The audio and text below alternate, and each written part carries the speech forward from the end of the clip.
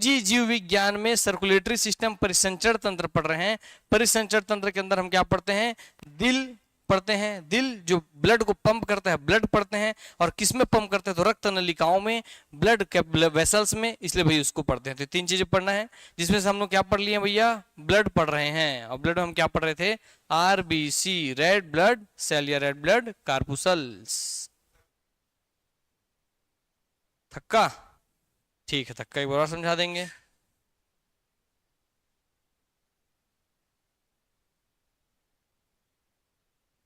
यहां समझाते हैं, ये वाला ज्यादा समझ में आएगा आपको। देखिए ब्लड का थक्का कैसे जमता है, एक बार और समझा देते हैं आप लोगों के कहने पर। ध्यान से समझिएगा।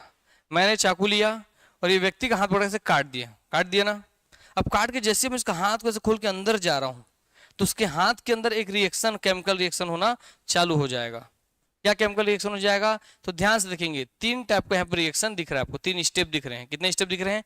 तीन स्टेप। स्टेप 1 में एक आपके शरीर में भैया पाया जाता है क्या? थ्रोम्बोप्लास्टिन। क्या पाया जाता है? थ्रोम्बोप्लास्टिन। क्या पाया जाता है? थ्रोम्बोप्लास्टिन। ठीक है।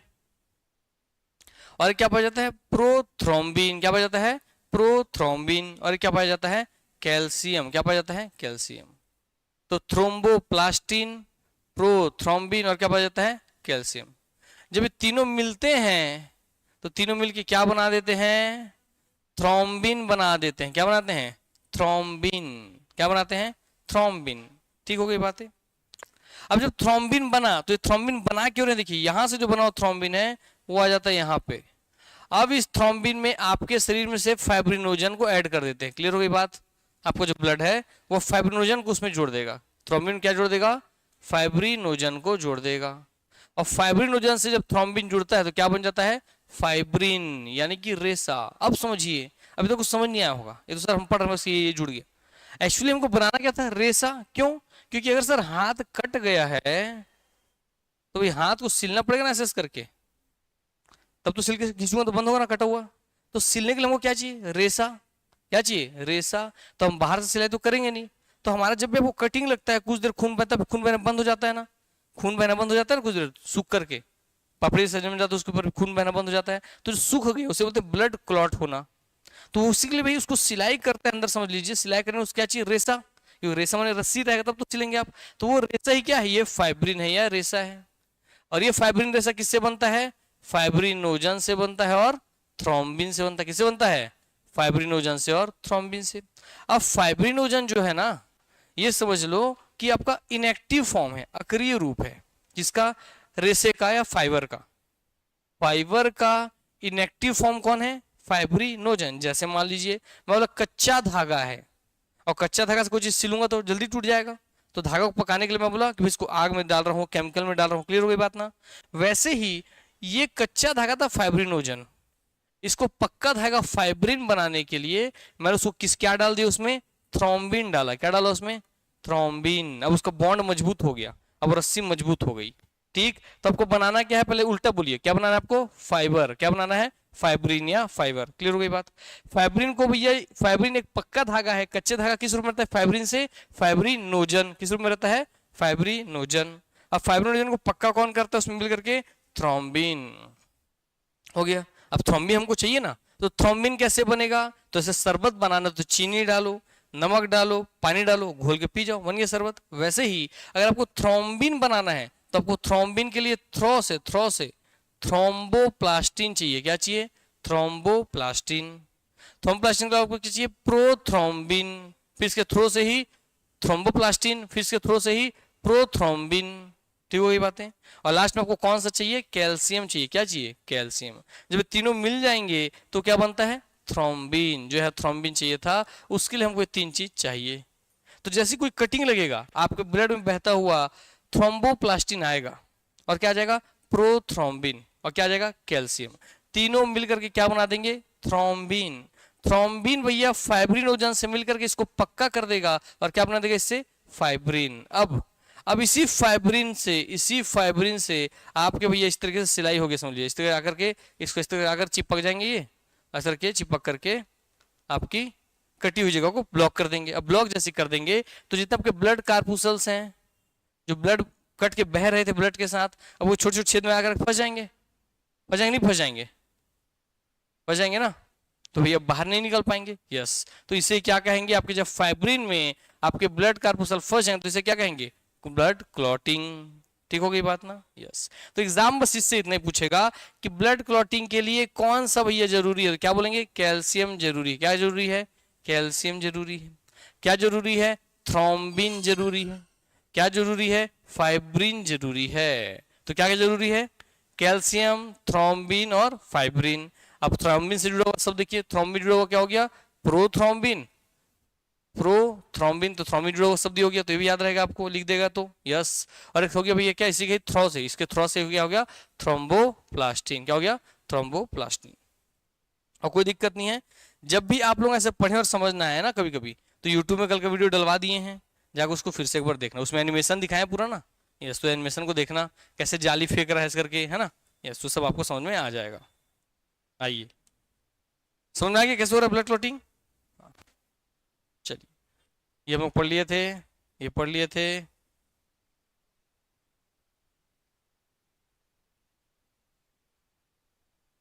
ये पढ़ लिए थे ना, ये पढ़ लिए थे, ऊट एंड लामा, यहां से बचा था, तो आज हमको यहां से पढ़ना है। शुभम दरवाजा बंद कर दो। चलिए ध्यान से देखिए, अब कुछ जीव आपको दुनिया में दिखाई दे रहे हैं, ठीक है। अब यहां से फ्रेश सोचना है, कोई सब्जेक्ट पढ़ रहे हैं, विषय पढ़ रहे हैं, सोचना ही नहीं है। नॉर्मल हम भैया कहानी सुन रहे हैं वैसा करके सुनो ध्यान से। कुछ आपको ऐसा दिख रहा है सर, एक तो जीव, कुछ ऐसा जीव दिख रहा है सर, कुछ ऐसा आपको जीव दिख रहा है ना। इसमें आप इनको तो जानते होंगे, इन दोनों को अच्छे से नहीं जानते होंगे, तो इन दोनों से परिचित हो जाइए, क्योंकि ये आपके क्वेश्चन बनते हैं।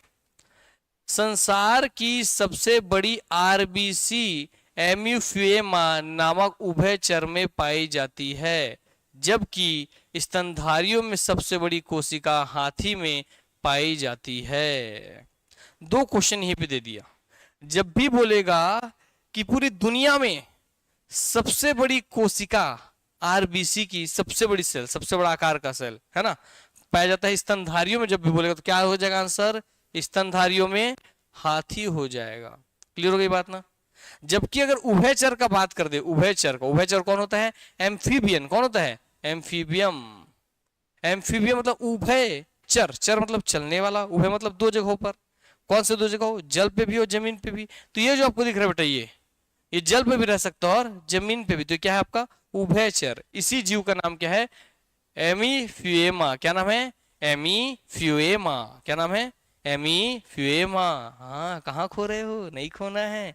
हाँ, क्या नाम है, एमीफ्यूएमा। ठीक हो गई बात ना। तो अगर बोले भैया उभयचरों में या एम्फीबियस में सबसे बड़ी आरबीसी किसकी है, तो एमीफ्यूएमा। स्तनधारियों में सबसे बड़ी आरबीसी किसकी है, तो हाथी। क्लियर हो इतनी बात ना। Yes, the largest RBC in the world is found in an amphibian called Amphiuma. इसको हम लोग शॉर्ट में क्या बोलते हैं, ईल। क्या बोलते हैं इसको, ईल मछली। क्या बोलते हैं, ईल मछली। ईल मछली भी करंट का झटका देती है, वही है ये ईल। क्लियर हो गई बात ना। हाँ, तो इसको याद रखेंगे, एमीफ्यूएमा नहीं लिखा, क्या लिख देगा, ईल। इसको लोग पकड़ने जाते हैं तो बहुत जोर से करंट का झटका भी दे देती है, ठीक। ईल मछली याद रखेंगे, ईल। वाइल इन मैमल्स, जबकि मैमल्स में हम बोले तो लार्जेस्ट सेल किसमें पाया जाता है, एलिफेंट में पाया जाता है। द अदर थिंग, अब बड़ा तो हम देख लिए, अगर बड़ा दुनिया में सबसे बड़ा भैया आरबीसी किस में है, तो स्तनधारियों में हाथी में, उभयचरों में एमीफ्यूएमा या ईल में। मगर अगर बोले सबसे छोटा किस में है, तो ये देखो छोसी, ये जो छोटा समूह रखा है बेचारा, समूह लटका के, तो यही है, स्तनधारियों में सबसे छोटी आरबीसी कस्तूरी मृग में पाई जाती है। कस्तूरी मृग, कस्तूरी डियर में पाई जाती है सबसे छोटी आरबीसी। ठीक हुई बात ना। तो ये आपका कौन है, ये हिरण है, डियर है। कौन सी हिरण है, जिसके नाभि में क्या पाया जाता है, कस्तूरी। और यह है सही बात है, इसके नाभि में जो कस्तूरी पाई जाती है ना, ये उसी का सेंट इसके नाक में आते रहता है, और उस सेंट की खोज में दुनिया दुनिया भटकते रहती है। जबकि सेंट किसके अंदर है, इसी के अंदर समाया हुआ है ना। वैसे ही हम सब भी हैं, हम सब में सारी क्षमताएं हैं, पढ़ने की, लिखने की, अधिकारी बनने के बाद हम क्या करते हैं, बाहर खुशते रहते, कोई मेरे को अधिकारी बना दे, कोई मेरे को पढ़ा दे, कोई मेरे को लिखा दे, कोई मेरे को जना दे। नहीं, सब चीज हमारे अंदर है, बस ज्ञान है तो पता चल जाएगा कि नाभि में ही है भैया, और नहीं पता दुनिया में खुश रह जाएंगे, है ना। इसलिए इसी चीज सीख के भी रहना है। तो क्वेश्चन देखो बनेगा, स्तनधारियों में सबसे बड़ी आरबीसी किसकी है, सबसे छोटी किसकी है। यस, और आपका दुनिया में सबसे बड़ी किसकी है अगर बोलेगा तो क्या लेंगे, एमीफिएमा। उभयचर में बोलेगा तो एमीफिएमा, हो गया बात। और इस एक्स्ट्रा में इल, क्या है, इल। चलिए,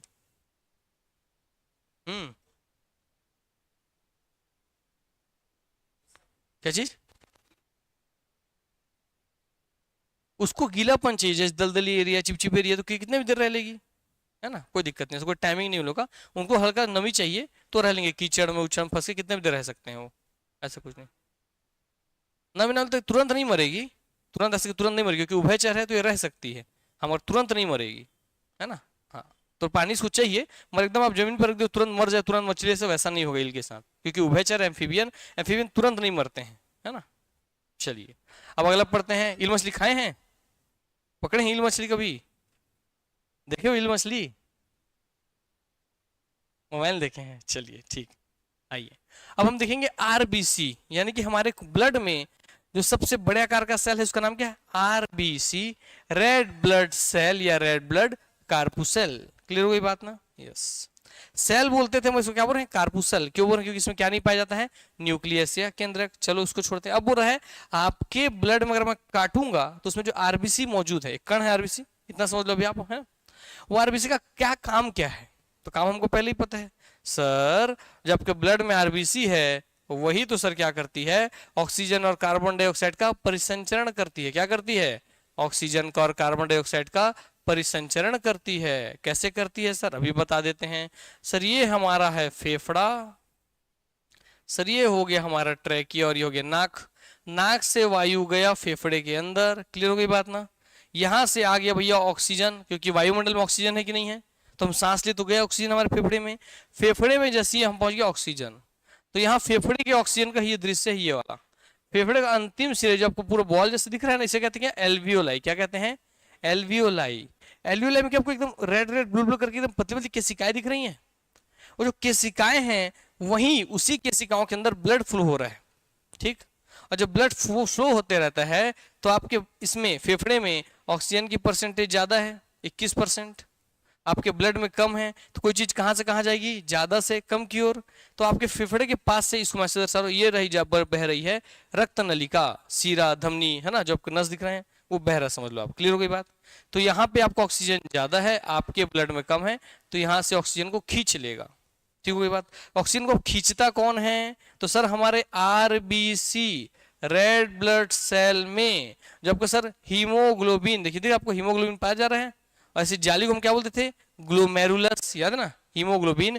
हीमोग्लोबिन में सर ये जो ब्लू है हीम, हीम में सर ये क्या आपका ऑक्सीजन मॉलिक्यूल, यानी कि आयरन से बना हुआ मॉलिक्यूल है, जो ऑक्सीजन को चिपका लेता है। ठीक है, तो चार आपके आयरन से बने हुए हीम है, हीम है, हीमोग्लोबिन बोलते हैं ना, हीमोग्लोबिन कम हो गया आपका, तो आपको आरबीसी में हीमोग्लोबिन है, ये पूरा हीमोग्लोबिन है। हीमोग्लोबिन चार देखिए आपके लिए यहाँ ऑक्सीजन मॉलिक्यूल चिपक गए हैं, तो जो ब्लू कलर के क्या है वो ऑक्सीजन, तो खींच के चिपका लिया है। तो हमारे फेफड़े से ऑक्सीजन कौन खींचता है, आरबीसी खींचता है। आरबीसी नहीं देगा ऑप्शन तो क्या कौन खींचता है, हीमोग्लोबिन खींचता है। हीमोग्लोबिन कौन खींचता है उसको, तो हीम नामक आपका प्रोटीन खींचता है। ठीक हो गई बातें, यस। अब ऑक्सीजन को ये खींच लिया, देखो जब ऑक्सीजन को खींच लिया, फेफड़ा हो गया भाई हमारा ये, यस सर। यहाँ जब ऑक्सीजन को इसने खींच लिया अपने में, तब इस ऑक्सीजन को खींच करके ले जाएगा हमारे किसी भी दिल के पास ले जाता है, मान लो दिल के पास, और दिल को ले जाकर देगा कि लो ऑक्सीजन ले लो और ग्लूकोज के साथ मिलके एनर्जी बना लो और अपने दिल को जिंदा रखो आप। ठीक है, इसका मतलब हमारे शरीर के हर हिस्से तक ऑक्सीजन कौन पहुंचा रहा है, ये रक्त नलिका पहुंचा रही है। उसमें ऑक्सीजन को पकड़ कौन रहा है, ये आरबीसी पकड़ रहा है। इसलिए आरबीसी का काम क्या हो जाएगा, ऑक्सीजन और कार्बन डाइऑक्साइड का परिसंचरण करना, ऑक्सीजन और कार्बन डाइऑक्साइड शरीर में हर जगह तक लेकर के जाना। तो ऑक्सीजन को शरीर के सभी जगहों तक ले जाना और सभी जगहों से कार्बन डाइऑक्साइड लेकर के आना, और फिर यहाँ से इसको ले जाके दिए ऑक्सीजन, और इससे लेके निकलेगी क्या, कार्बन डाइऑक्साइड। क्या लेके निकलेगी, कार्बन डाइऑक्साइड। और उस कार्बन डाइऑक्साइड को फिर ये नली है, ऐसे जुड़े रहेगा आपस में, नली है पूरा ऐसा, है ना।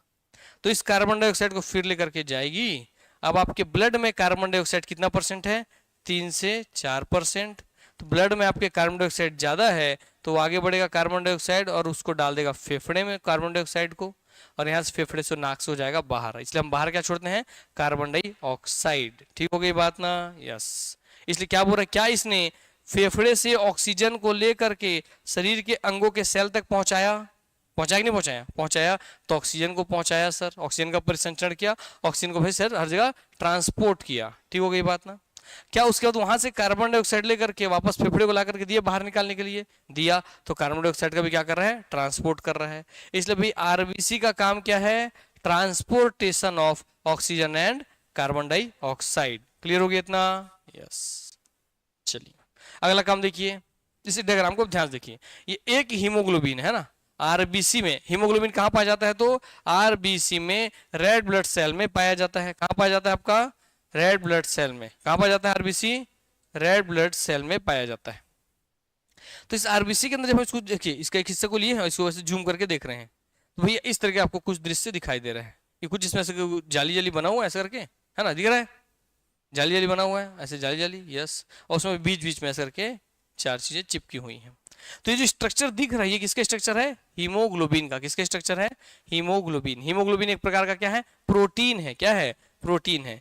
हीमोग्लोबिन में भैया जो ग्लोबिन है, ये ग्लोबिन ही ग्लोब्यूलर से बना। किससे बना है? ग्लोब्यूलर से। और ग्लोब्यूलर का मतलब ये जो जाली है, इसे ही ग्लोब्यूलर कहते हैं। क्या कहते हैं इसे ही? ग्लोब्यूलर। यस, सिंपल सी बात हो गई। अब इसी स्ट्रक्चर को ध्यान से देखिए। इसमें दो चीजें, एक तो जाली जैसी संरचना जो कि किससे बनी है? ग्लोब्यूलर से। किससे बनी है? ग्लोब्यूलर से। किससे बनी है? ग्लोब्यूलर से। तो इस ग्लोब्यूलर जो जाली है ग्लोब्यूलर है, इसलिए इसको भैया ग्लोबिन लगा दिया हम नाम में। और जो वो हिस्सा जो इस ऑक्सीजन को अपने चिपका रहा है, हीम, हीम नामक जो प्रोटीन है, उसमें क्या पाया जाता है? आयरन। क्या पाया जाता है? आयरन। और आयरन ही अपने आप में किसको चिपकाता है? ऑक्सीजन को। इसलिए चार हीम है। तो ग्लोबिन हो गया और हीम हो गया, दोनों से मिलकर क्या बन गया? हीमोग्लोबिन। इसलिए पूरा क्या बन गया? हीमोग्लोबिन। तो यही बात बोल रहा है, एक हीमोग्लोबिन है, एक हीमोग्लोबिन कितने अणु ऑक्सीजन को अपने साथ ट्रांसपोर्ट कर सकता है? One haemoglobin transports how many oxygen molecule? कितने? 4। तो इस एक हीमोग्लोबिन, आप बताइए एक हीमोग्लोबिन में आपको कितने ऑक्सीजन मॉलिक्यूल दिख रहे हैं? 4 मॉलिक्यूल दिख रहे हैं। तो ये क्वेश्चन पूछता है कि एक हीमोग्लोबिन कितने ऑक्सीजन मॉलिक्यूल को अपने पास चिपका लेता है? 4 को। क्लियर हो गई बात ना? कितने को लेकर ट्रांसपोर्ट होता है? 4 को। ठीक हो गई बातें? यस, आगे बढ़ते हैं। ठीक, आइए और देखिए ये वाला डायग्राम भी आपको इसी में दिखा देते हैं। फेफड़े में क्या चीज होता है उसको देखिए ध्यान से। ये आपके फेफड़े की सबसे छोटी इकाई है। कौन? एल्वियोलाई। हमारा फेफड़ा ना ऐसी छोटे छोटे बॉल से मिलकर के बना हुआ है। ठीक है, तो जब इसको आप ध्यान से देखना चालू करेंगे तो जूम करके ध्यान से देखिए, तो आपको दिख रहा होगा कि ब्लू कलर जो होता है ना, ये अशुद्ध रक्त, इम्प्योर ब्लड को दर्शाता है। किसको दर्शाता है? इम्प्योर ब्लड को। और रेड वाला कलर किसको दर्शाता है? प्योर ब्लड को। प्योर किसे कहेंगे? जिसमें क्या ज्यादा हो? ऑक्सीजन। इम्प्योर कहेंगे जिसमें क्या ज्यादा हो? Carbon dioxide. यस। और कोई भी चीज कहां से कहां जाएगी? ज्यादा से कम की ओर बहेगी। अब देखिए ध्यान से, अगर ये ब्लू है तो इसमें क्या ज्यादा है? Carbon dioxide. क्या ज्यादा है? Carbon dioxide. ध्यान रखिएगा, ये जो गोला है ना, गोला, ये गोला, यही एल्वियोलाई है। ठीक है, एल्वियोलाई का ये सिंगल सिंगल गोला को निकाल के दर्शा रहा है कि ऐसा मान लो कोई गोला था। ठीक है, आपने जब सांस लिया तो आप सांस लिए हैं तो आपके सांस में ऑक्सीजन अंदर आ रहा है, और जब आप सांस छोड़ते हैं तो क्या बाहर जाता है? Carbon dioxide. अब आपने सांस अंदर ले रहा है, मान लीजिए ऑक्सीजन आ रहा है, इस तरह से हो रहा है, होता है ना इतना। जब आप सांस लेते हैं तो आपके फेफड़े के अंदर ऑक्सीजन अंदर आता है, और जब छोड़ते हैं तो कार्बन डाइऑक्साइड बाहर जाता है। ये दर्शा रहा है एल्वियोलाई के अंदर। ये एल्वियोलाई हो गया, एल्वियोलाई यानी कि फेफड़ा हो गया। अब देखिए इसमें CO2 ज्यादा है क्योंकि अशुद्ध है, तो फिर CO2 ज्यादा है तो कोई चीज कहां से कहां जाएगी? ज्यादा से कम की ओर। तो देखिए आपके इस वाले ब्लड से CO2 आपके रक्त नलिकाओं से, रक्त नलिका है ना, ये जो पाइप है, ये आपकी ब्लड कैपिलरी है, धमनी और सीरा है, यही आपका धमनी और सीरा है। इसमें से कार्बन डाइऑक्साइड ज्यादा, तो कार्बन डाइऑक्साइड कहां जा रहा है? रक्त नलिकाओं से फेफड़े की ओर जा रहा है। जा रहा है कि नहीं जा रहा CO2? यस। और क्योंकि भाई इसमें अब आपका हमने सांस लिया और कार्बन डाइऑक्साइड ज्यादा होगा तो हम सांस छोड़ेंगे और वो बाहर चला जाएगा। फिर जब हम सांस लेंगे तो ऑक्सीजन अंदर आएगा, और ऑक्सीजन यहाँ पे ज्यादा हो जाएगा तो वहां से ऑक्सीजन हमारे ब्लड में आकर के ऐड हो गया, और इसका कलर क्या हो गया आगे जाकर के? रेड। यस। तो इस तरीके से पूरा काम चलता है। ठीक हो गई बात ना? कार्बन डाइऑक्साइड को हम यहाँ पे डाल देते हैं फेफड़े से बाहर निकालने के लिए, ऑक्सीजन को हम खींच लेते हैं आगे सब जगह तक पहुंचाने के लिए। ठीक है, यस, ध्यान रखेंगे। तो भाई कार्बन डाइऑक्साइड आउट और आपका ऑक्सीजन इन। ये आपका कौन है? ब्लड कैपिलरी है। जो पतला पतला इसमें केसिका दिख रही थी, ये दिख रही है पतली पतली, उसी वजह से जूम करके आपको दिखाया है, ब्लड कैपिलरी बोलते हैं उसको। ठीक, 3 प्रकार की कैपिलरी रक्त नलिकाएं पाई जाती है ब्लड। क्या क्या? सीरा, धमनी और रक्त केशिकाएं, आर्टरी, वेन और ब्लड कैपिलरी। यस, आइए अब आगे बढ़ते हैं। ये सब पीडीएफ आपको मिल गया है ना, डाल दिए ग्रुप में, तो टेंशन ही नहीं है लिखने का, घर में जाकर उसी से अच्छे से पढ़िए, ध्यान देखिए। अब यहाँ एक बात बोल रहा है, आरबीसी के कार्य और देखने क्या काम है। तो बंद कमरे में, अब ये बहुत बड़ा हिस्सा है, एक बहुत बड़ा हिस्सा यहाँ से, इसको मैं समझा देता हूँ तो आप अच्छे से समझिएगा। एक बहुत बड़ा हिस्सा है, बहुत बड़ा हिस्सा। मान लो मैं हीमोग्लोबिन हूँ, हीमोग्लोबिन कितने ऑक्सीजन को चिपका रहा था अपने से, कितने को चिपका रहा था, 4 ऑक्सीजन चिपका रहा था ना, कितने ऑक्सीजन चिपका रहा था बताओ, 4 ऑक्सीजन चिपका रहा था। मगर भैया मान लो कि मेरे में ऑक्सीजन को चिपकाने की क्षमता है 4, मगर कोई ऐसा चीज आ जाता है जिसको मैं 100 गुना ताकत से खींचू अपनी ओर, मान लो ऑक्सीजन को मैं 1 गुना ताकत से खींच रहा हूँ, और कोई ऐसा चीज मेरे पास आ जाए जिसको मैं 100 गुना ताकत से खींचू, तो कौन मुझसे मजबूती से चिपक जाएगा, जिसको मैं 100 गुना ताकत से खींच रहा हूँ। बस वही चीज का नाम है कार्बन मोनोऑक्साइड। क्या नाम है, कार्बन मोनोऑक्साइड। अब क्या है सर कार्बन मोनोऑक्साइड, बहुत ध्यान समझना, एकदम प्रैक्टिकली समझिए।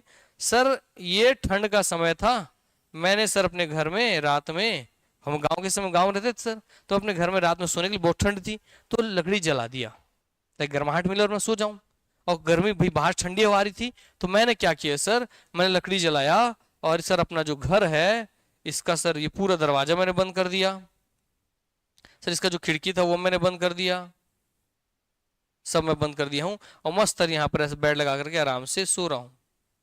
और प्रैक्टिकली समझिएगा, ठीक है बात ना। यस, बहुत घातक चीज है, इससे बचाइएगा, अपने घर में कोई ऐसा हो तो जरूर टोकिएगा। अब सर मैं मस्त इस लकड़ी में आग लगा दिया हूं, ठीक है, और मस्त जल रहा है, और लकड़ी को जलने के लिए क्या चाहिए, ऑक्सीजन। क्या चाहिए, ऑक्सीजन चाहिए, इतना तो सबको पता है। और लकड़ी बनता किससे है, कार्बन से। किससे बना है, कार्बन से, ठीक है। तो लकड़ी जल रहा है, तो लकड़ी का कार्बन किसकी उपस्थिति में जल रहा है, ऑक्सीजन की उपस्थिति में।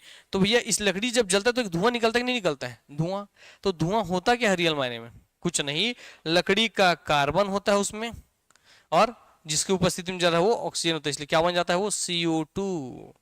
इसीलिए जब हम गाड़ी चलाते हैं तो पीछे से क्या निकलता है, बोलते हैं हम लोग CO2, धुआं क्या होगा, CO2।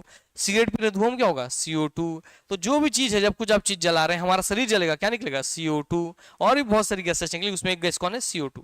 तो ये तो ठीक है सर। देखिए जब तक इस लकड़ी के कार्बन को पर्याप्त मात्रा में ऑक्सीजन मिल रही थी तो कार्बन डाइऑक्साइड बन रही थी, और हमारा शरीर तो कार्बन डाइऑक्साइड को ग्रहण करता नहीं है, वो तो उसको बाहर निकालता है।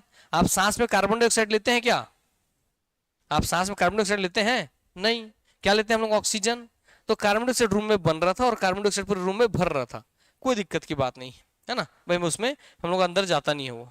मगर अब क्या हो रहा है, धीरे धीरे क्या, अगर लकड़ी जल रही है तो रूम का सब दरवाजा खिड़की बंद है, तो क्या रूम के अंदर एक लिमिटेड मात्रा में ऑक्सीजन होगा, है ना, 100 litre, 500 litre, 10,000 litre, 20 litre, limited होगा कि नहीं होगा। यस। अब धीरे धीरे क्या होगा, जो O2 मिल रहा था अब सिंगल O बच जाएगा, सिंगल ऑक्सीजन का O, सिंगल ऑक्सीजन का एक मॉलिक्यूल बच जाएगा। तो कार्बन तो अभी भी जल रहा है C, अब इसको क्या मिल रहा है सिंगल जलने के लिए, O। तो ये क्या बना, कार्बन मोनोऑक्साइड। क्या बना, कार्बन मोनो मतलब एक ऑक्साइड, मोनो का मतलब होता है एक, बाई का मतलब दो, मोनो मतलब एक, बाई मतलब दो, ट्राई मतलब 3, तो क्या बन गया, कार्बन मोनोऑक्साइड। अब ये भैया कार्बन मोनोऑक्साइड क्या होगा, जब मैं सांस ले रहा हूं तो कार्बन डाइऑक्साइड में, जब पहले के क्या, कार्बन डाइऑक्साइड में लेता था सांस, मैं जाता था नाक से फेफड़े में जाता था और फिर वापस निकल जाता था, क्योंकि मेरा शरीर उसको एक्सेप्ट करता नहीं है। अब बन रहा है रूम में क्या, कार्बन मोनोऑक्साइड। अब मेरे सांस में अंदर क्या जाएगा, कार्बन मोनोऑक्साइड। और अब जैसे ही पीछे वाला केस, फेफड़े में जाएगा, वहां एल्वियोलाई में जाएगा, वहां रक्त नलिका खींचेगी, तो हीमोग्लोबिन जो है वो 100 गुना ज्यादा ताकत से चिपका लेता है, किसको, कार्बन मोनोऑक्साइड को। इसका मतलब और ऑक्सीजन आएगा, ऑक्सीजन और कार्बन मोनोऑक्साइड, तो किसको ज्यादा मजबूती से चिपका लेगा, कार्बन मोनोऑक्साइड को। तो क्या उससे वो अलग हो पाएगा क्या, नहीं। इसका मतलब हमारे शरीर में जितना भी ब्लड है, उस ब्लड में जितनी भी आरबीसी है, उस आरबीसी में जितना भी हीमोग्लोबिन है, वो सब अपने में क्या चिपका लेगा, कार्बन मोनोऑक्साइड। तो भाई उसका जगह तो भर गया, चार ही जगह था, है ना, 4 जगह भर गया उसका। तो भाई क्या वो ऑक्सीजन को चिपका पाएगा, नहीं। जब आपके शरीर के अंदर ऑक्सीजन नहीं जाएगा तो आप जिंदा रहोगे, मर जाओगे, मर जाएंगे। और यही होता है कि भैया लोग ऐसे केस में दम घुटने के कारण सोए सोए ही मर जाते हैं। क्लियर हो गई बात ना, यस। क्योंकि कार्बन मोनोऑक्साइड जो है वो पॉइजनस है, पॉइजनस एक जहर है, CO कार्बन मोनोऑक्साइड एक जहरीला गैस है। यहाँ भी अगर आपके ऊपर छोड़ दूं तो यहाँ भी आपको चक्कर आने लगेगा, बेहोश आने लगेगा, उल्टी आने लगेगा और मर जाओगे एक समय के बाद। समझ में आ गई बात ना? यस। तो समझे रूम में कार्बन डाइऑक्साइड कैसे बन रहा था, कार्बन डाइऑक्साइड की जगह कार्बन मोनोऑक्साइड कैसे बनने लग गया। यस। तो ऐसे केस में अगर आपको भी आपके घर में ठंड हो रही है तो भी अगर आपको बहुत ठंड लग रही है तो कंबल ओढ़िए और दरवाजा जब बंद करना है और अगर आग जला तो पहले तो अंगीठी है, आग जलाइए मत। जला रहे हैं तो खिड़की उड़की खुला रखिए ताकि वहां ऑक्सीजन आता रहे और कार्बन डाइऑक्साइड बनता रहे और कार्बन डाइऑक्साइड बाहर जाता रहे। इसलिए कभी भी आपके गांव में बहुत सारे ऐसे डेथ हुए हैं पहले, लोगों को पता ही नहीं चलता कैसे मर गया, वो घर में बंद रही से यार फिर भी मर गई, सब तरफ से बंद फिर भी मर गई, पता नहीं कैसे होगी, ऐसे करके इसलिए मर जाते थे। क्लियर हो गई बात ना? यस। तो ध्यान रखना, कभी कोई ऐसा करे उसको चेतावनी देना कि भैया सब रूम दरवाजा खिड़की बंद करके मत सो। ठीक है ना? यस। आइए, इसलिए कभी आप देखिएगा, एक बार फील कीजिएगा, इसके एक हल्का सा झलक आपको फील करवा सकता हूँ। हालांकि वहाँ कार्बन मोनोऑक्साइड नहीं रहेगा मगर फिर आपको फील हो जाएगा। जब कभी नवरात्रि में ज्योति कलश जलता है जिस रूम में, वहां आप घुसिएगा और घुस कर बस 2 मिनट खड़े रहिएगा, आपको ऑटोमेटिक सांस फूलने लगेगा, आपको गर्माहट होने लगेगा, पसीना छूटने लगेगा। जबकि सिर्फ वहां पे क्या है, वहां कार्बन डाइऑक्साइड ही ज्यादा है, इसलिए आपका हालत खराब हो जा रहा है। और जब कार्बन ऑक्सीजन कम है इसलिए हालत खराब हो जा रहा है, और कार्बन डाइऑक्साइड ज्यादा है। अगर कार्बन मोनोऑक्साइड हो जाता तो घुसते साथ ही बेहोश, है ना? मगर वहां रूम में क्या चाहिए, दिया जलते रहना चाहिए, तो उसके लिए ऑक्सीजन की जरूरत है, इसलिए वहां खिल्ला खिड़की वेंटिलेटर खुले रहते हैं। क्लियर हो गई बात ना? यस। तो ध्यान रखिएगा इस चीज का। आइए आगे बढ़ते हैं। तो वही बोल रहा है, बंद कमरे में अंगीठी जलाकर नहीं सोना चाहिए, कार्बन मोनोऑक्साइड ऑक्सीजन से 100 गुना जल्दी घुल जाती है हीमोग्लोबिन में। The fireplace should not be lit by sleeping in a closed room, carbon monoxide dissolves 100 times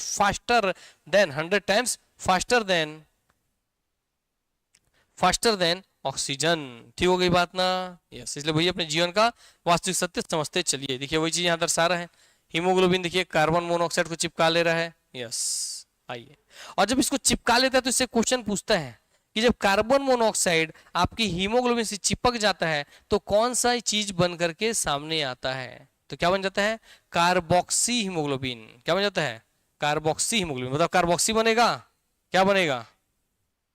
हाँ, कार्बोक्सी हीमोग्लोबिन क्या बन जाएगा? Carboxy haemoglobin. याद रखेंगे। देखिए, कार्बोक्सी हीमोग्लोबिन स्टेबल कंपाउंड है एक तो आपका। तो हीमोग्लोबिन जब कार्बन मोनोऑक्साइड जुड़ जाता है तो क्या बन जाता है? कार्बोक्सी हीमोग्लोबिन बन जाता है। और ये कैसा कंटेंट है? एक स्टेबल मान स्थायी कंपाउंड है। ये क्या है कि यौगिक है, योग हो गया दो चीज का, आपके हीमोग्लोबिन का और कार्बन मोनोऑक्साइड का योग हो गया, तो ये क्या है? यौगिक है या कंपाउंड है। यस। और कैसा है कि स्टेबल मान स्थायी रूप से, एक बार चिपक गया तो अब चिपक गया, अब नहीं छोड़ेगा वो। अब छोड़ेगा नहीं तो ऑक्सीजन कहां से लोगे आप? अब आप रूम खोल भी दिए, अगर आपके पूरे फेफड़े में पूरे ब्लड में भैया कार्बन मोनोऑक्साइड चिपक गया तो अब चिपकाने का रूम खोल भी दोगे तो बच नहीं पाओगे, क्योंकि आपका सारा हीमोग्लोबिन में क्या चिपक के बैठ गया है? Carbon monoxide. ठीक हो गई बात ना? यस। तुरंत हॉस्पिटल फिर आपको जाना पड़ेगा। तो carbon monoxide easily binds with haemoglobin, आसानी से उसके साथ जाके चिपक जाता है।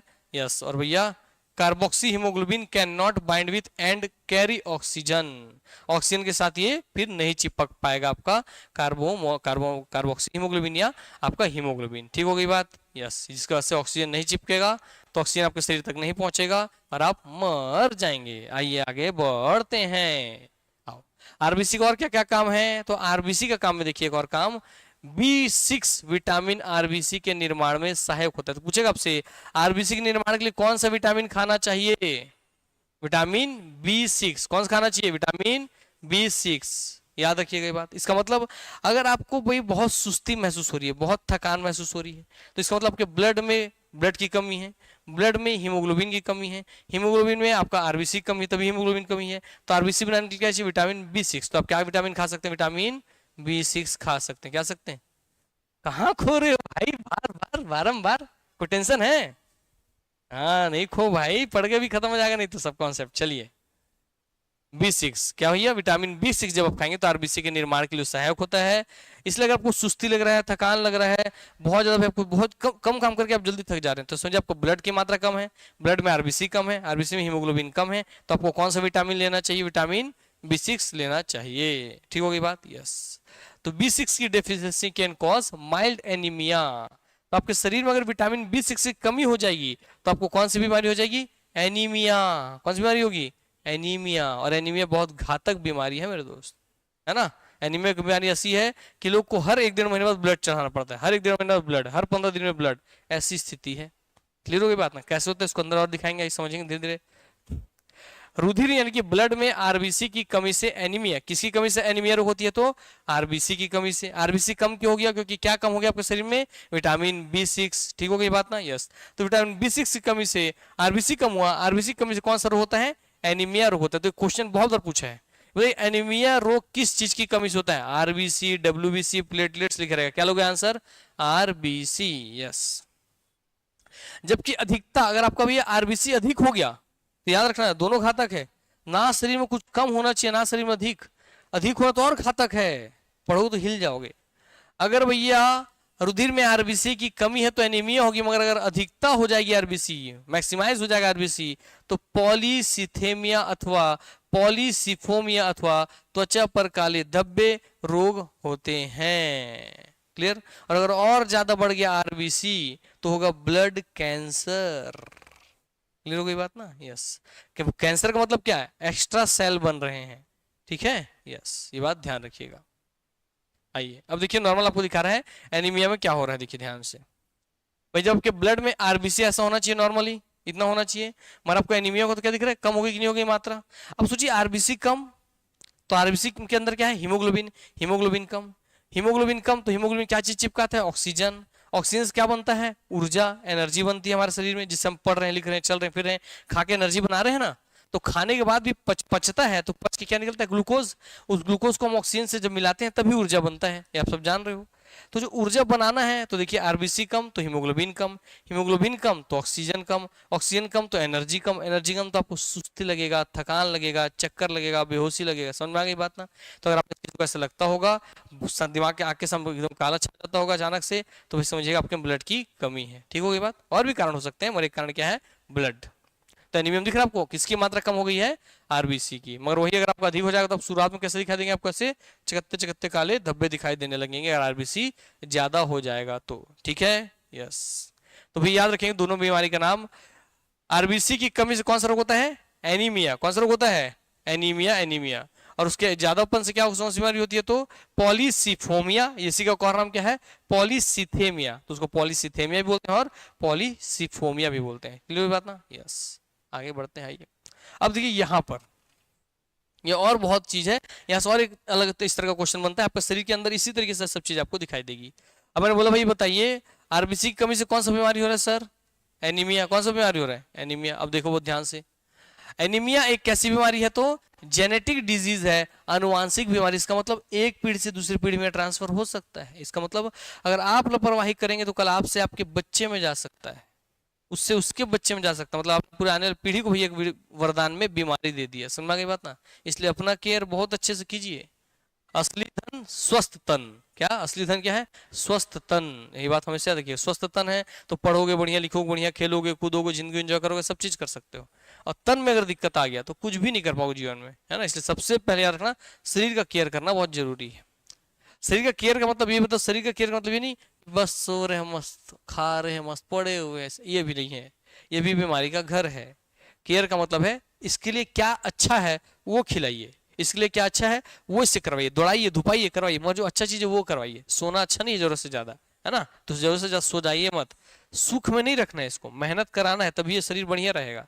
ठीक है? मगर क्या इसके अंदर डालना है? इंजन है तो अच्छा इंजन ऑयल डालिए, अच्छा खान पान डालिए। तो याद रखना एनीमिया जो है, sickle cell anaemia, sickle cell जो एनीमिया है वह कैसी बीमारी है? जेनेटिक डिजीज है। कैसी है? एक जेनेटिक डिजीज है, अनुवांशिक बीमारी है। ठीक है?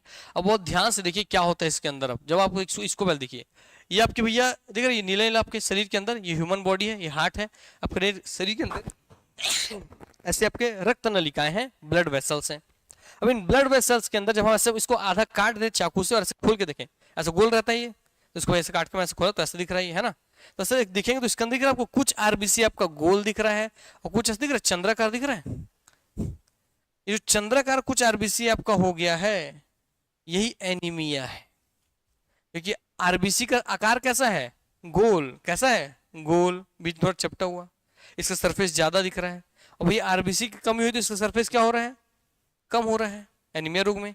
तो जब आपके ब्लड में इसका नाम पड़ेगा सिकल, इसको हांसिया बीमारी बोलते हैं, क्योंकि देखिए हंसिया के जैसा हो गया कि नहीं हो गया, ऐसा हंसिया जो काटते हैं हो गया नहीं हो, हंसिया के जैसा हो गया ना, इसलिए इसको हांसिया बीमारी बोलते हैं, हंसिया बीमारी बोलते हैं। क्लियर हो गई बात ना? यस।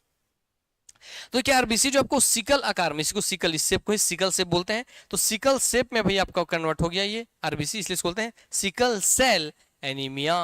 ठीक हो गई बात ना? यस। अब इसी वजह से क्या होने लगता है कि बड़ा आकार था, ऐसा होता नहीं, मैं समझाने के लिए बता रहा हूं, बड़ा आकार है तो ज्यादा बड़ा है आरबीसी, ज्यादा हीमोग्लोबिन, ज्यादा ऑक्सीजन चिपका रहा है, नॉर्मल चल रहा है। आकार ही छोटा हो गया तो भैया हीमोग्लोबिन कम, ऑक्सीजन कम, तो भी ज्यादा एनर्जी नहीं ले पा रहा है। ये समझाने के लिए तो सही नहीं है। अब इसको अलग तरीके से समझो सर, नॉर्मली दोनों तो सर आपके आरबीसी हैं, दोनों में हीमोग्लोबिन है, दोनों आपको ऑक्सीजन चिपका रहे हैं, कार्बन डाइऑक्साइड को बाहर निकाल रहे हैं। सर फिर दिक्कत क्या है इसके ऐसे होने से? गोल से ऐसे हो गए, क्या दिक्कत है? बहुत बड़ा दिक्कत है। कैसे, आइए समझाते हैं। अब इस डायग्राम को ध्यान से देखिए, आपको समझ में आ जाएगा। जब तक आपका आरबीसी गोल गोल था, मेरे जैसे गोल मटोल था, तो जब तक गोल मटोल था भैया तो आराम से, गोल लोग दिक्कत नहीं देते, गोल लोग दिल के साफ होते हैं, जैसे कि मैं एकदम, तो बेटा गोल गोल आराम से ढुलकते ढुलकते बाहर हो जा रहा है, मतलब आपके रक्त नलिकाओं में आराम से घूम रहे हैं, गोल गोल घूम घूम करके, कोई दिक्कत नहीं। मगर जैसे ही उसका आकार क्या हो गया, हाशिए जैसा हो गया, सिकल शेप का हो गया, तो अब देखो वो एक दूसरे में उलझ उलझ के क्या ब्लॉक कर दिए, क्या ब्लॉक कर दिए उस रक्त नलिका को? क्या आगे ब्लड आपका फ्लो हो पाएगा? नहीं। यस, क्योंकि गोल रहते तो एक दूसरे से रगड़ाते भी आगे बढ़ जाते, है ना? मगर भैया अब तो हाशिया जो सो गए, तो ये खांसिया ये खांसिया, फंस गए, अब कैसे निकालोगे? समझ रहा बात? ऐसे करके ब्लॉक कर देते हैं, जिससे ब्लड फ्लो होना बंद हो जाता है और सडन डेथ भी हो जाता है। ठीक हो गई बात? यस। इसलिए भी इसका कार्य हाशिया जैसा होना ही, ये sickle cell blocking blood flow. तो सिकल सेल क्या करता है, ब्लड के फ्लो को रोक देता है आपके रक्त नलिकाओं में। अब सोचो यहाँ का रक्त नलिका रोक दिया ये, अब मेरे हाथ में ब्लड ही नहीं जा रहा है, तो हाथ कुछ महसूस ही नहीं हो रहा मेरे को, एनर्जी ही नहीं बन रहा है, तो हाथ बेजान हो गया। क्लियर हो गई बात? हाँ, यस। और सोचो अगर भैया मुंह में कर दिया, दिल को कर दिया ब्लॉक, मर गया एक बार में आदमी। यस, इसलिए सिकल सेल घातक बीमारी है बहुत ज्यादा, और जेनेटिक मतलब अगर आपको हुआ तो आपके बच्चों में भी जा सकती है अगर आप प्रॉपर केयर नहीं करेंगे तो। ठीक हो गई बात ना? तो सिकल सेल भैया बताइए में क्या होता है, आरबीसी की मात्रा में कमी आ जाती है ना? एनीमिया और सिकल सेल में आरबीसी की मात्रा कमी आएगी। आपका आरबीसी किस आकार में आ जाता है, सिकल शेप में आ जाता है। यस, तेरा healthy normal red blood cell देखिए कितना आसानी से फ्लो हो रहा है ना? और ये रहा आपको देखिए सिकल सेल एनीमिया, इस तरह से जाकर के ब्लॉक कर दे रहा है सिकल सेल उसको। ठीक हो गई बात? यस। इसलिए प्रैक्टिकली आपको आंखों से एक चीज दिख रहा है, तो इस तरीके के अंदर क्या होता है, इसलिए भैया चलिए अब आगे बढ़ते हैं। अब आरबीसी हमारा यहाँ पे होता है समाप्त। क्लियर हो गई बातें? आरबीसी आपका समाप्त। हाँ यही तो था, सिकल सेल ही था, हाँ यही था। क्वीन विक्टोरिया को, ठीक है चलो। इसलिए उनकी पीढ़ी में भी ये बीमारी है और बहुत पीढ़ी तक ट्रांसफर भी होते रह गया ये बीमारी, है ना? आइए अब आपके भैया ब्लड में, पहले ही बताए थे फिर थोड़ा बता देते हैं क्योंकि आप नए हैं इसलिए आपके लिए बता रहे हैं। अगर हम ऐसे काटेंगे चाकू से ना और जो ब्लड निकले उसे नली में डाल देंगे, नली में, तो मान लो ये एक नली है, ऐसे परख नली, इसमें हम लोग ब्लड को भर देंगे ऐसे करके पूरा। तो जब काटते हैं तो पानी से चीज बहता है ना हमारे ब्लड में, जो पानी से आता है ना, वो पानी से हिस्सा क्या है ब्लड का, प्लाज्मा। क्या है वो? प्लाज्मा है। बोलो क्या है वो? प्लाज्मा। क्या है वो? प्लाज्मा। तो आपके ब्लड में कितना परसेंट प्लाज्मा या पानी वाला हिस्सा रहता है? तो 55%। कितना परसेंट? 55%। बाकी आपके ब्लड में, और ये आपका लिक्विड पार्ट है, द्रव पार्ट है। अब इसके अलावा कुछ भैया सॉलिड पार्ट भी रहता है आपके ब्लड में। सॉलिड पार्ट कितना होगा? अगर 55 आपका लिक्विड है तो कितना होगा? 45%। 45% आपका होगा लिक्विड सॉलिड। और इस सॉलिड में रहते हैं तीन चीजें, RBC, WBC and platelet, platelets. तो इसमें से हम लोग क्या पढ़ लिए? आरबीसी पढ़ लिए। अब हम क्या पढ़ रहे हैं? डब्ल्यूबीसी। ठीक होगी बात ना? यस। फिर हम क्या पढ़ेंगे? प्लेटलेट। ठीक, यस। बहुत गहन तरीके से चल रहा अध्ययन, डॉक्टरी वॉक्टरी करने का मन कर जाएगा भैया तो मेरे को मत दोष देना, है ना? हाँ आओ अब अच्छे से देख देख के पढ़ते हैं। WBC जिसका फुल फॉर्म होता है व्हाइट ब्लड सेल। क्या होता है? White blood cell. RBC को मैंने बोला रेड ब्लड सेल और रेड ब्लड कार्पुसल, तो उसके लिए सी की जगह कार्पुसल प्रयोग कर रहे थे क्योंकि सेल में पाया जाता है न्यूक्लियस, मगर उसमें न्यूक्लियस नहीं था, वो न्यूक्लियस विहीन था, ब्रेन विहीन था, इसलिए उसको क्या बोल रहे थे हम लोग? कार्पुसल। सेल को क्या बोलते? कार्पुसल। मगर यहाँ पे हमको उसको कार्पुसल लिख रहे हैं क्या यहाँ पर? नहीं। इसका मतलब ये भी एक सेल है मगर इसके अंदर क्या पाया जा रहा है? न्यूक्लियस है। ठीक हो गई बात ना। केवल किसमें न्यूक्लियस नहीं है तो आरबीसी में नहीं है। और किसके आरबीसी में न्यूक्लियस है तो किसके आरबीसी में न्यूक्लियस है? लामा और ऊंट, है ना। यस, ऊंट and llama, camel and llama, जो जानवर दिखाई दिए थे आपको, केवल उनके आरबीसी में ही न्यूक्लियस पाया जाता है, ये दोनों ऊंट एंड लामा। ठीक है, यस। आइए,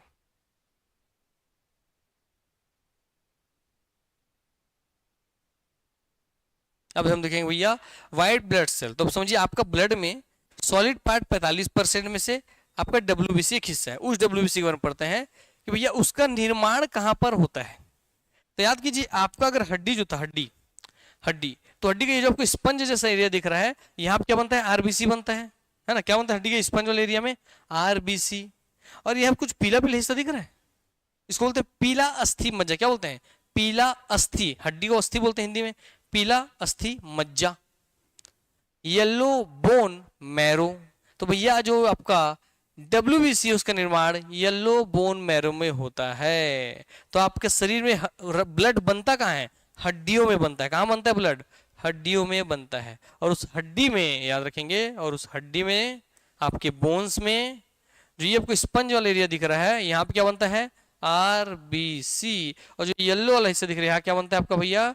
डब्ल्यूबीसी। ठीक। तो अगर कोई हड्डी है आपकी ऐसे, तो इसके इस कॉर्नर पे, कॉर्नर मुंह वाले हिस्से क्या बनता है? आरबीसी। ये मुंह वाले हिस्से क्या बनता है? आरबीसी। बीच में क्या बनता है? डब्ल्यूबीसी। ऐसा नहीं है कि यहाँ पे आरबीसी नहीं बनता, यहाँ भी बनता है ना, मगर कम मात्रा में, है ना।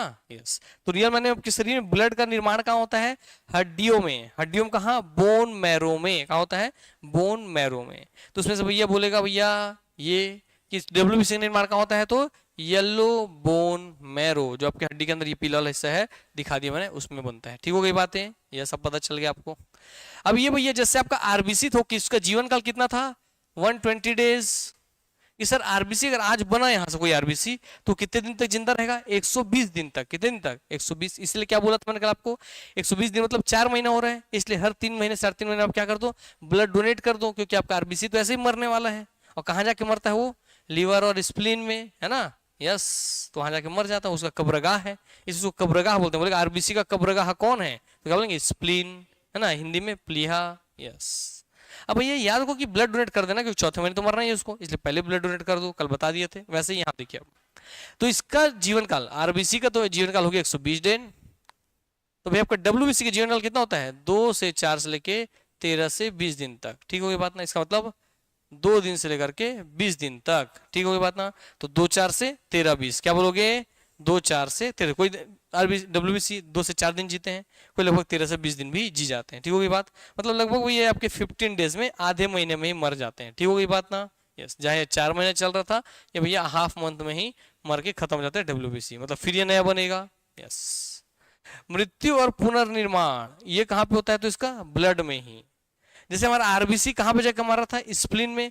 हमारे स्टमक के पीछे एक हिस्सा इतना बड़ा, है ना, लाल लाल कलर का, वो कौन है? स्प्लीन या प्लीहा। उसी में जाके हमारा आरबीसी मरता है, इसलिए स्प्लीन को कब्रगाह बोलते हैं आरबीसी का। मगर ये कहाँ पे मरता है? डब्ल्यूबीसी। तो डब्ल्यूबीसी का निर्माण भी रक्त में होता है और मृत्यु भी और पुनर्निर्माण कहाँ होता है? सब ब्लड में ही। तो ब्लड में ही जिंदा होता है, ब्लड में ही मर जाता है। क्लियर हो गई बात ना। यस। इसका आकार कैसा होता है? तो इसका आकार कैसा है डब्ल्यूबीसी का? अनिश्चित है, क्योंकि याद करो मैंने बताया था कि डब्ल्यूबीसी 5 टाइप के हैं। चित्र भी दिखाएंगे कितने टाइप के हैं? 5 टाइप के। तो इसका कोई आकार, निश्चित आकार बोल सकता है क्या कोई?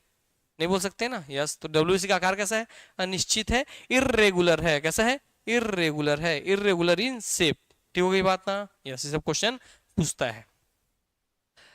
ल्यूकोसाइड भी, हाँ, जैसे हमने बोला था, याद कीजिए, आरबीसी को एरिथ्रोसाइट बोलते हैं। क्या बोलते हैं? एरिथ्रोसाइट। वैसे ही डब्ल्यूसी क्या बोल रहा है? ल्यूकोसाइट। क्या बोल रहा है? ल्यूकोसाइट बोल रहा है। क्या बोल रहा है?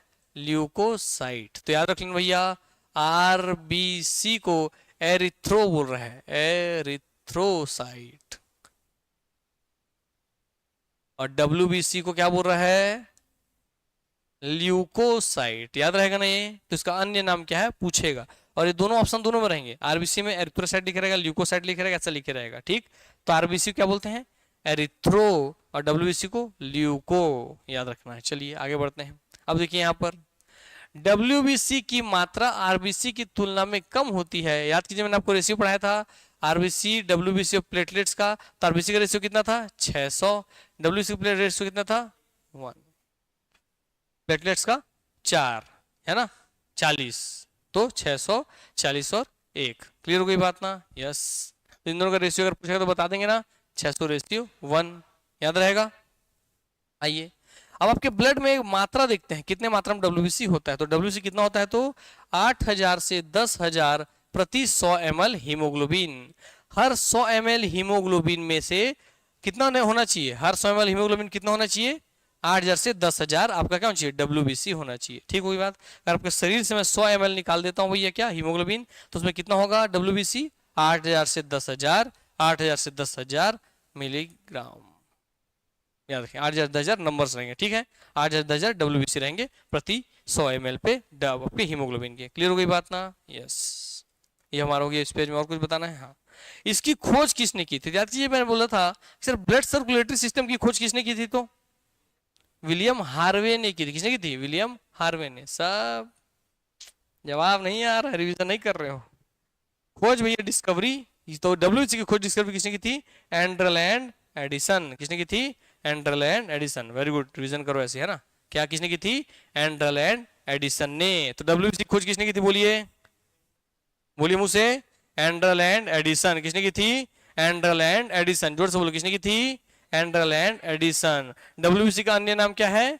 ल्यूकोसाइट। क्या नाम है अन्य नाम? ल्यूकोसाइट। वो कितने मात्रा में होता है? 8000 से 10,000 प्रति 100 ml।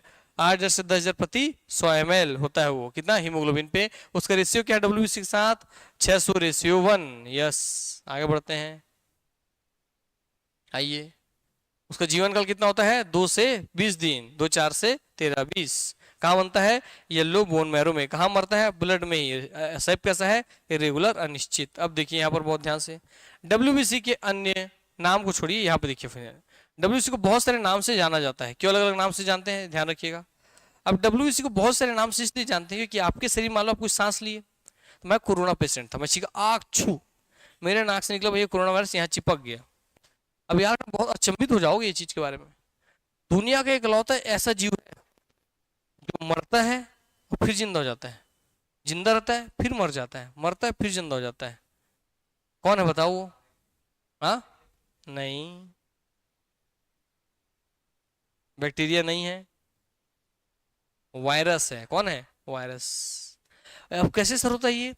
तो जब वायरस को मान लीजिए मेरे सही में वायरस है, मेरे को कोरोना वायरस हो गया, मैंने छींका आग छू, तो मेरे अंदर से निकला भैया मेरे बलगम में, यहाँ आके पूरा फैल गया। ठीक है, तो जब तक इस सरफेस पे पड़े रहेगा ना वायरस, 5 साल 10 साल 2 साल 1 साल, वो हम मरे वो पड़ा रहेगा। और जैसे ही आप इसको ये कहेगा अरे सर बताओ ना, यहाँ हाथ रख दिए, पूछा अरे सर बताइए ना सर कैसे करूं, अब हाथ रख दिए और हाथ रख के भैया आप नाक को छू दिए, तो आपके सांस के माध्यम से आपके अंदर चला जाएगा। और जैसे आपके अंदर जाएगा वो फिर से जिंदा हो जाएगा आपके शरीर से एनर्जी लेकर के। हाँ, तो क्वेश्चन पूछता है कि बताइए इस धरती में कौन है जो जीवन और मृत्यु के बीच की कड़ी है? कौन है? वायरस। क्लियर हो गई बात ना? हाँ, तो जब चाहे मर सकता है, जब चाहे जिंदा हो जाता है, ये बहुत खतरनाक है। इसलिए कोरोना वायरस फैल रहा था ना, क्यों बोलते थे दूसरे दूसरे के कांटेक्ट में मत आओ। सर्दी क्यों फैलता है? वायरस होता है फ्लू, तो आप छींके उसके उसके में गए, उससे उसके में गए, पूरा परिवार को हो जाता है सर्दी जुकाम।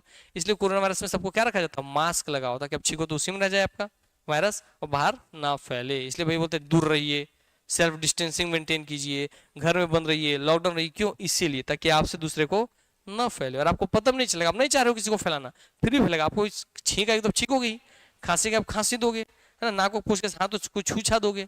यस, इसलिए आप बीमार हो जाओगे। ठीक हो गई बातें? आइए आगे बढ़ते हैं। अब वैसे ही अब आते हैं बीमारी तो वायरस। वायरस अब आपके समय जो वायरस जाता है तो कुछ दिन बाद सर्दी जुकाम मतलब ठीक हो जाते हो कि नहीं हो जाते हो? यस, इसमें मतलब कोई तो है जो उस वायरस को मार रहा है अंदर में, ढिशुम ढिशुम, तो जो मार रहा है, जो आपको मार के उस वायरस को खत्म कर रहा है और आपको फिर से ठीक कर रहा है। तो शरीर में जो उस वायरस को, बैक्टीरिया को मारने का काम करता है और आपको हर बीमारी से बचाता है, आपके शरीर की रक्षा करता है, प्रतिरक्षा करता है, उसे कहते हैं डब्ल्यूबीसी। क्या कहते हैं उसे? डब्ल्यूबीसी। तो हमारी बीमारी से रक्षा कौन करता है? WBC, white blood cell. कौन करता है? व्हाइट ब्लड सेल, श्वेत रक्त कणिकाएं, जो भी हम पढ़ रहे हैं। ठीक है ये बात। इसी के आधार पर इसका बहुत सारा नाम है। जब ये फाइट करता है उन बैक्टीरिया वायरस से तो इसका नाम क्या है, फाइटर सेल। तो पूछेगा एग्जाम में which cell is known as a fighter cell, किस कोशिका को फाइटर कोशिका, लड़ाकू कोशिका कहते हैं, तो क्या बोलेंगे, WBC। किसे भक्षक कोशिका कहते हैं, क्या आप किसे बोल रहे हैं, किसे भक्षक कोशिका कहते हैं, तो भक्षक कोशिका इसी को बोलते हैं, भक्षक क्यों, क्योंकि भाई जब ये मरता है ना, जब ये मरना चालू करेगा अपना सेल को फोड़ेगा, तो जब मर के फूटता है बड़ा से फूटता है, जब फूटता है तो आसपास के और 2-4 लोगों को लेकर मर जाता है, बम के जैसे समझ लो ये, क्लियर होगा। इसलिए इसको क्या बोल रहे हैं, भक्षक कोशिका, फेगोसाइटिक सेल, क्या बोल रहे हैं इसे, भक्षक कोशिका, फेगोसाइटिक सेल। आपके शरीर की बीमारी सुरक्षा करे इसलिए बॉडी गार्ड सेल। और भाई आपको सैनिक कोशिका, आपके शरीर का सोल्जर है जो हमेशा अलर्ट है, कौन आ रहा है, कौन आ रहा है नाक के अंदर, ऐसा करके, इसलिए इसको क्या बोल रहे हैं, सैनिक सेल या सोल्जर सेल। ठीक, तो समझ में आ गया इसका इतना सारा नाम क्यों है, किस प्रॉपर्टी के कारण है, यस। तो सब नाम किसका है, WBC का। किसका नाम भैया, WBC का नाम है, ये सारे नाम WBC के हैं। और क्यों है मैंने आपको बता दिया, देखिए यहीं पे दिखता है, दिखेगा आपको पूरा। ये एक व्हाइट ब्लड सेल है, समझ लो, क्लियर होगी बात ना, इसके अंदर न्यूक्लियस आपको दिख रहा है। अब देखिए यहाँ आगे देखिए स्टेज की, अपना मुंह खोल लिया करके, खुला है ना मुंह, और भाई देखो ये जो ऐसे गोल गोल गोल दिख रही है, कौन सा आपका, viral proteins to attach to host cell. Viral मतलब वायरस है ये, तो कोरोना वायरस आ गया तो अपना मुंह खोल लिया और खाने के लिए इसको, अच्छा खाने के लिए मुंह आगे बढ़ा रहा है, और जाके भाई इसको अपने अंदर ले लिया, ले लिया कि नहीं ले लिया, लेकिन इसको दबा दिया और इसको पचा वचा करके इसको तोड़ दिया। देखो उसका सभी हिस्से को तोड़ तोड़ के अलग कर दिया, रेसे को तोड़ के अलग कर दिया, सबको तोड़ तोड़ के अलग कर दिया, और सब भैया देखिए सब चीज अलग अलग कर करके उसको निपटा कर काम उसका खत्म कर दिया। ठीक है बात ना, ऐसे ये भैया लड़ता है उससे। चलिए ठीक है बात, आइए अब आगे बढ़ते हैं। WBC के प्रकार, टाइप्स ऑफ WBC देख लेते हैं। तो भैया इसके दो प्रकार आप देखेंगे, पहला क्या है, ग्रेन्युलोसाइट, और दूसरा क्या है, अग्रेनुलोसाइट। तो WBC को कितने हिस्से में बांटा गया है, 2 हिस्सों में। कितने हिस्सों में, 2 हिस्सों में। कितने हिस्सों में, 2 हिस्सों में। पहला क्या है, ग्रेनुलोसाइट, कणिकामय, मतलब कोई कणिका होगा, कोई कण होगा।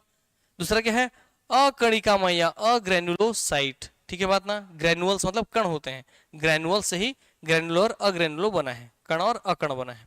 तो इसमें जो कणिकामय ग्रेनुलोसाइट होते हैं, इसके अंदर इसके 3 हिस्से आते हैं, क्योंकि ये टोटल 5 प्रकार के होते हैं, तो इसके 5 प्रकारों को 2 हिस्सों में बांटा जाता है। क्लियर हो गई बात ना, एक है भैया कणिकामय, दूसरा कौन है, अकणिकामय, एक ग्रेनुलोसाइट, दूसरा अग्रेनुलोसाइट। उस 5 में से 3 हिस्से किस में आते हैं, ग्रेनुलोसाइट में आते हैं।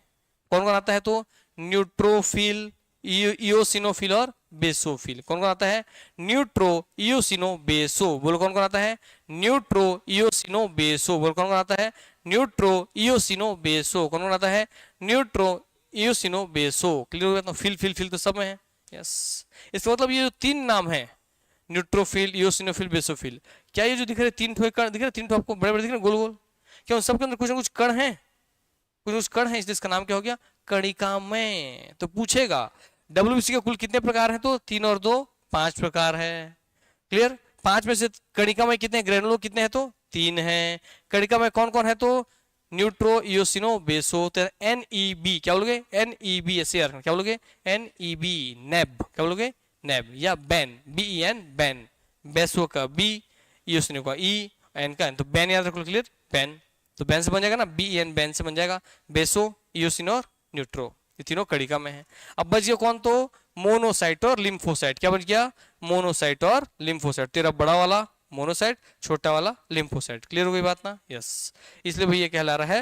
अब देखो ये मत सोचना ये वाला कण को मत देखना, ये तो सबके अंदर है बड़ा बड़ा, इसका छोटे छोटे कण दिख रहे हैं, छोटे छोटे कण, इसके अंदर छोटे वाले कण है क्या, तो छोटे वाले कण की बात करिए, छोटे छोटे डॉट्स हैं, इन तीनों छोटे छोटे डॉट्स है कि नहीं है, हाँ ये तो अंदर में रहेगा ना, अंदर रहेगा, बड़ा वाला हिस्सा सब में रहेगा, छोटे छोटे कण है वो उसके वजह से बोल रहा है इसको ग्रेनुलो और इसको अग्रेनुलो। ठीक हो गई बात ना, तो बता देंगे 5 प्रकार में भैया कौन कौन है, तो बैन, बेसोफिल, इओसिनोफिल, न्यूट्रोफिल, कणिकामय है। बचा कौन, मोनोसाइट और lymphocyte. Clear, ml, millilitre, ml में मोनो और लिम्फोसाइट क्या है, अकणिकामय है, अग्रेनुलोसाइट है। ठीक, चलिए अब इसका शेप देख लीजिए, आपके शरीर में ऐसे दिखता है भैया, 5 रियल में ऐसे ही दिखता है ये।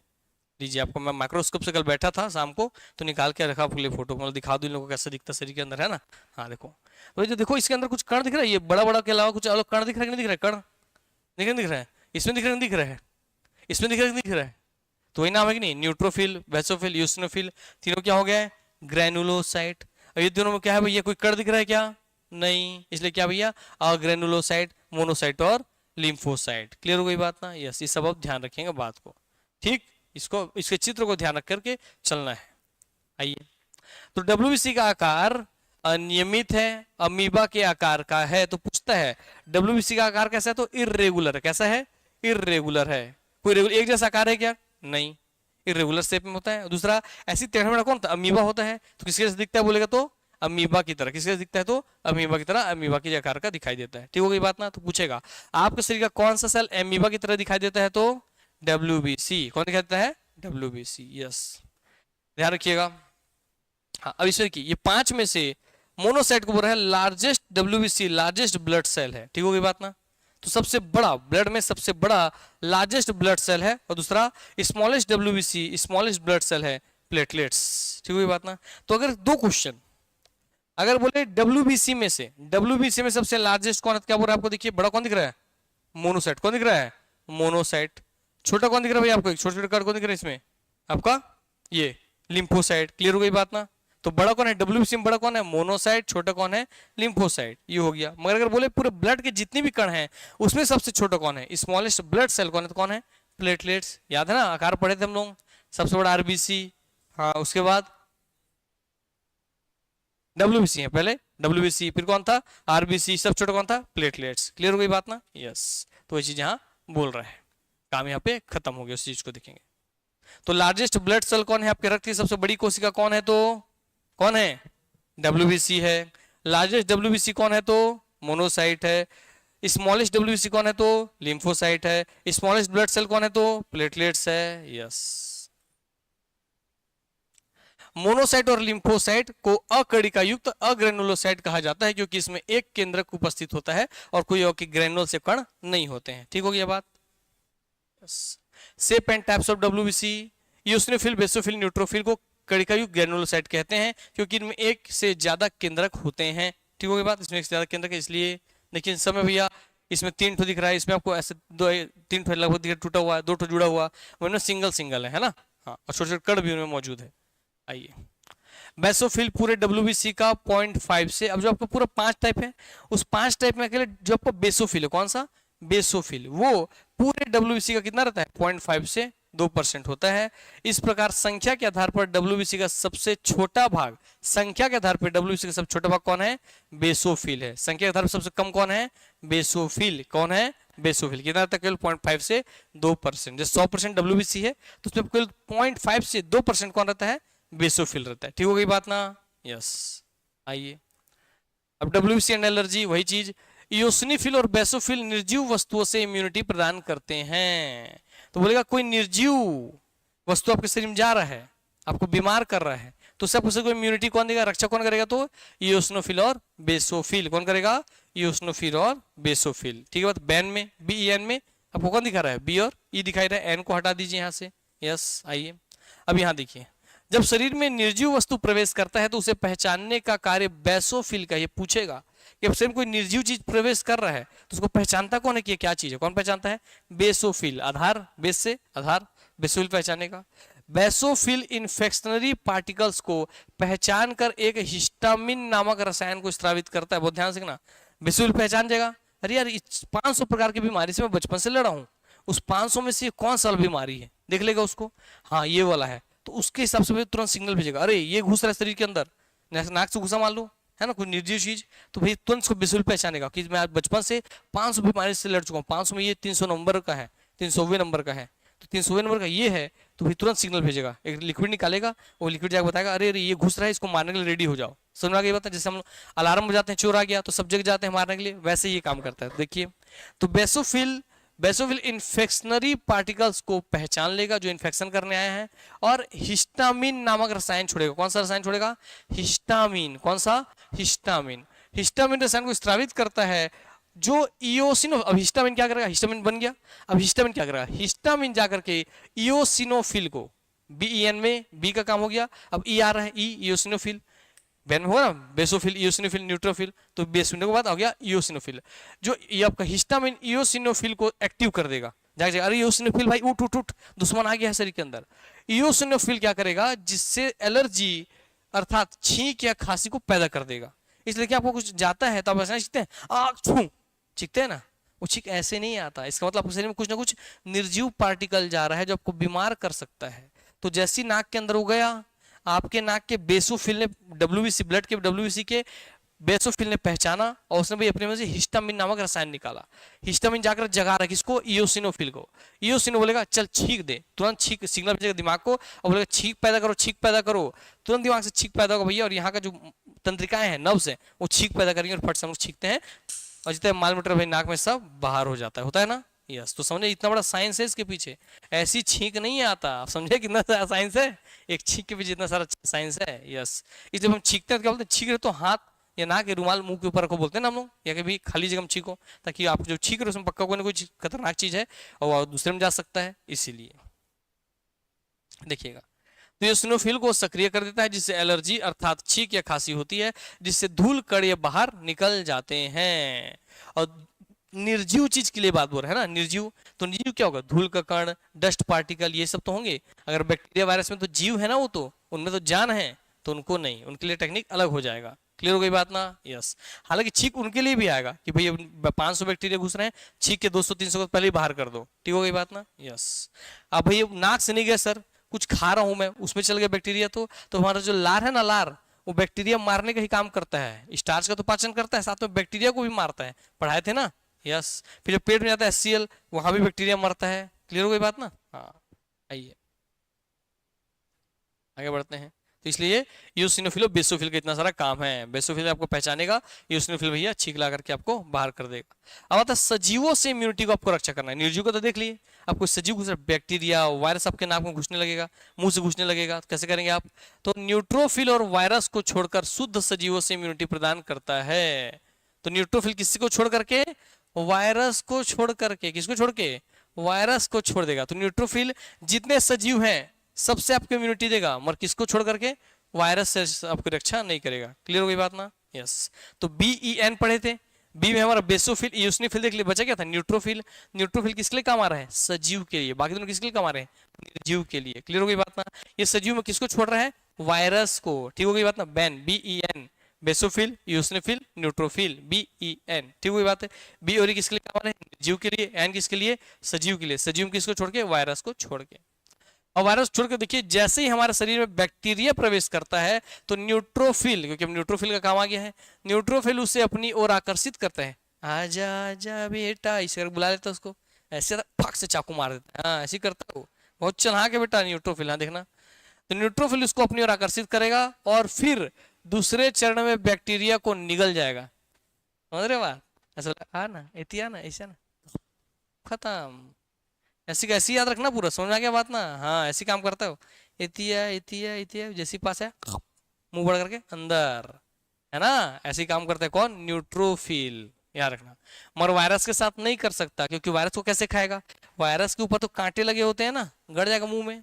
इसलिए याद रखना, अब याद रखना, मुंह खोल के खा जाता है सर। किसको नहीं खा सकता? वायरस को। वायरस ऊपर क्या रहता है? कांटा। कोरोना वायरस देखो ना, फोटो, उसको निकला डंडी जैसे, अभी दिखा ना पीछे, डंडी से निकला था। यस।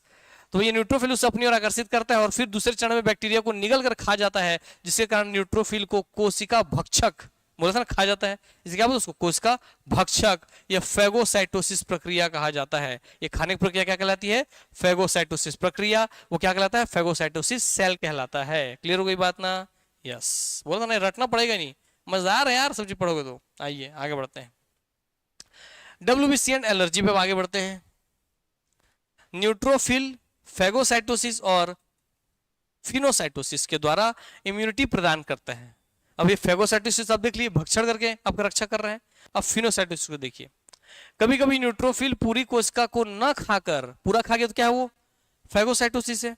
अब अगर पूरा नहीं खाएगा उसको, देखो क्या करेगा। तो कभी कभी उसको पूरा न खाकर उसके कोशिका का कोशिका द्रव्य को सोख लेता है। इसका मतलब कोई बैक्टीरिया से आया, मान लो आप बैक्टीरिया हो, आप बोले एतिया एतिया, मक्खम से आपके क्या है? फेगोसाइटोसिस, भक्षक कर लिया। बोले एतिया एतिया, अपना डंग गड़ाया और पूरे शरीर के अंदर पूरा ब्लड चूस लिया। मैं आपका शरीर वैसे ही खाया नहीं, पूरा जूस चूस लिया आपके अंदर, पूरा ब्लड चूस लिया, तो जिंदा रहोगे क्या आप? नहीं। तो जो चूसा हुआ भी आपके अंदर शरीर के अंदर का पूरा रस चूस लिया, वही ये बोल रहा है कि कोशिका द्रव्य को सोख लेता है, जिससे बैक्टीरिया मर जाता है और हमें इम्यूनिटी प्रदान हो जाती है। इसे सेल ड्रिंकिंग कहते हैं, क्योंकि सेल के अंदर का पूरा जूस क्या कर लिया, ड्रिंक कर लिया, इसे कहते हैं सेल ड्रिंकिंग कहते हैं। अथवा कोशिका पिनत्व या पिनोसाइटोसिस का, पी लिया ना, इसलिए पिनोसाइटोसिस कहते हैं। क्या कहते हैं, पिनोसाइटोसिस। समझ में आ गया बात ना, फैगो खा जाना, पिनो ने पी जाना। क्लियर हो गई बात ना? हाँ, तो आपको यहाँ पे समझ करते हैं, समझ में आ गया होगा। चलो, अब प्लेटलेट्स को हम लोग कल से पढ़ लेंगे, ठीक है, ताकि एक दिन में ज्यादा बर्डन ना हो। पीडीएफ आपका डला हुआ ग्रुप में, आगे पढ़ते रहना, पढ़ करके आना और नहीं खोना है, ठीक है। हाँ, टेंशन वेंशन कुछ है तो उसको छोड़ना है, ठीक है। और ऐसी मत शौक में खो रही हूँ सर, टेंशन नहीं है तो भी नहीं खोना है, ठीक है ना। तो ये क्लास में जब है पूरा टेंशन से बैठिए, क्योंकि ये चीज फिर आप नहीं पढ़ पाएंगे, और ऐसे तो पढ़ ही नहीं पाएंगे। आपके लिख के दे सकता हूँ मैं, इस तरीके से आप बायोलॉजी को सुने होंगे ना, देखे होंगे, पढ़े होंगे, तो मिले तो पढ़ लो, तो जीवन पर याद रहेगा, है ना। बैन याद रखना, बैन में बी याद रखना, एन याद रखना, सब ऐसे दिमाग में बैठा के घर में कैसी रिवीजन कर लेना हर दिन। लिखने का टेंशन है नहीं, इसी को जाकर रिवीजन कर लो, हर एक चीज को प्रैक्टिकली सीख लीजिए, ठीक। मिलते हैं नेक्स्ट क्लास में, तब तक के लिए धन्यवाद, take care, love you all, good night, sayonara. जैसे आप हो गया एडमिशन ना, तो व्हाट्सएप ग्रुप से बोलिए जोड़ देंगे, यहाँ से पीडीएफ वाला ले लेंगे, ठीक है। या बोलना सर मैं बायोलॉजी का पीडीएफ दिलवा दीजिए, ठीक। चलिए, थैंक यू।